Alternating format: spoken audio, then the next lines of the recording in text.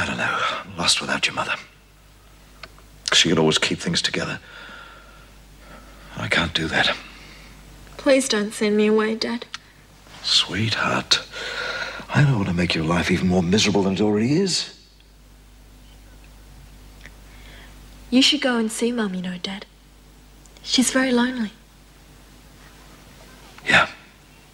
Oh, come on, Barbara, let me in. Piss off and leave me alone. Look, where am I meant to sleep tonight? Why aren't you in your cell? Didn't you hear the bell? I can't get in. What do you mean you can't get in? Who's in there? It's Barbara. She's barricaded herself in. Listen, Davidson, this is Miss Bennett. Barbara, off, screw. You've got exactly 1 minute to open up this door and let me in. You try anything, Vera, and I'll set fire to this mattress and burn the whole place down, me included.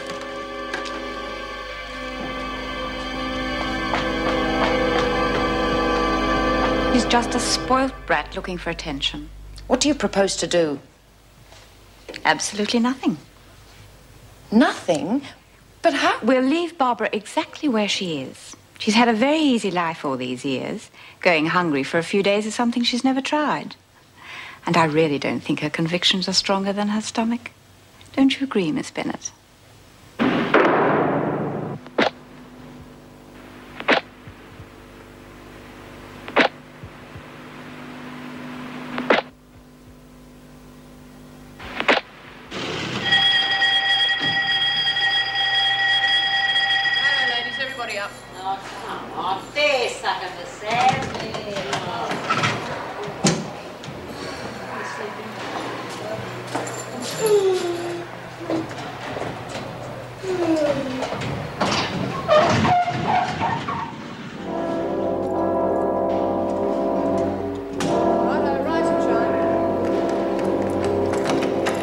Bet you a pound to a brick that Barbie doesn't last one day in that cell. No, have you ever read The Count of Monte Cristo? No. If it isn't in Classics Illustrated, I haven't read it. I'd smack her in the mouth if I were you. Look, love, if you don't out-tough her, she's going to walk all over you. It's creatures like her that are responsible for Barbara barricading herself in her cell. Who are you calling a creature? Shut up, Doreen. Well, Barbara can lock herself in there for as long as she likes, but she's still got to face the inevitable. Sooner or later, she'll have to come out, and when she does, she gets it both ways. You see Vera Bennett letting her get away with it. That Bennett woman's got to realise that she's the main one that Barbara's hiding from. That's not going to stop our Vera from giving her a hard time when she does come out. You sound as if you're looking forward to it. Well, that's the way things are, love. And if you know what's good for you, you won't try and play Crusaders either. Got it? Roberts? The welfare officer wants to see you before lunch. OK, so they're only factory jobs.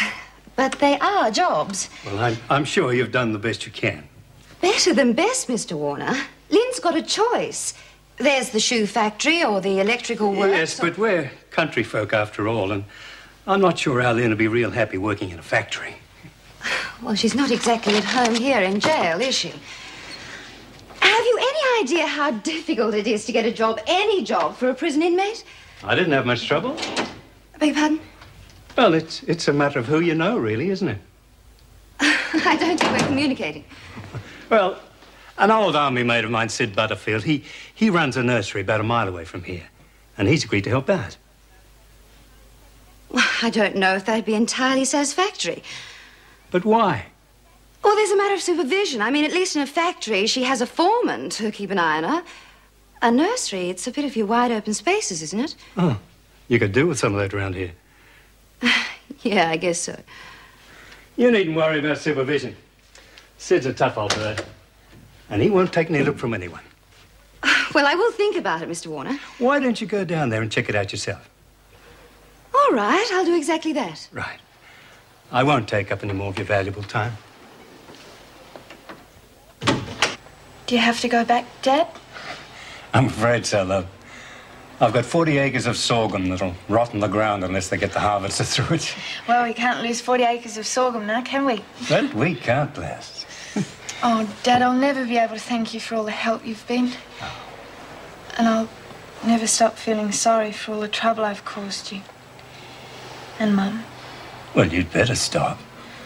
We can't have you moping around the house the rest of your life. Oh, no, really? Now, your mother gets out of the hospital on Friday. And the doctor says she's really on the mend. Also, I spoke to that social worker you've got here about the job at Sid's place. Do you think she'll approve it? Oh, once she gets over having her nose put out of joint, I think she might. No, she's not too bad, really. So, well, that's it, isn't it, really? It? 12 months. 12 months out of my life for being an idiot, and then it'll all be over like a nightmare. And that's the way we want it to be. We've always stood by you, your mum and I. And we'll always be there, waiting, if you need us.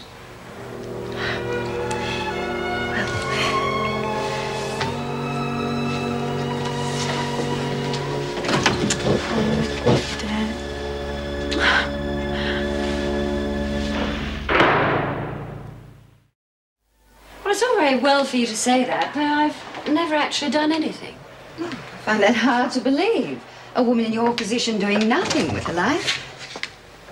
Well, I didn't want to go to university, and when I married Ken, I just wanted to make a nice, comfortable home for him.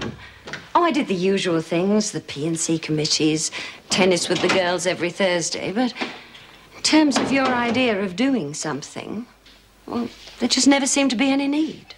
Well, there certainly is now.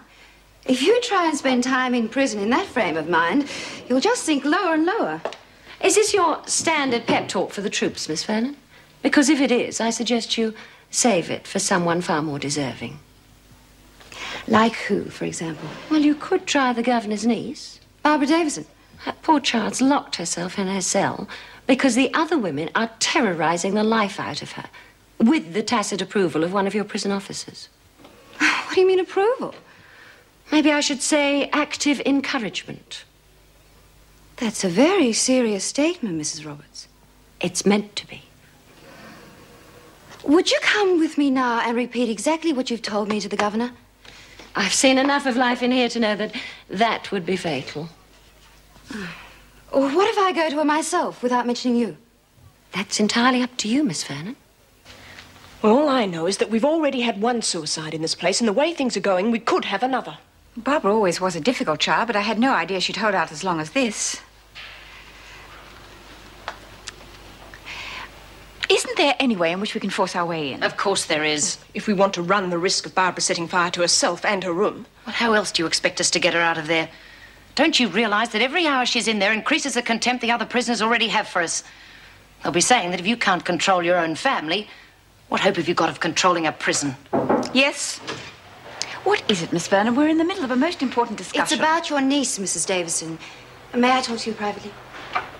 Could you give us a couple of minutes, please?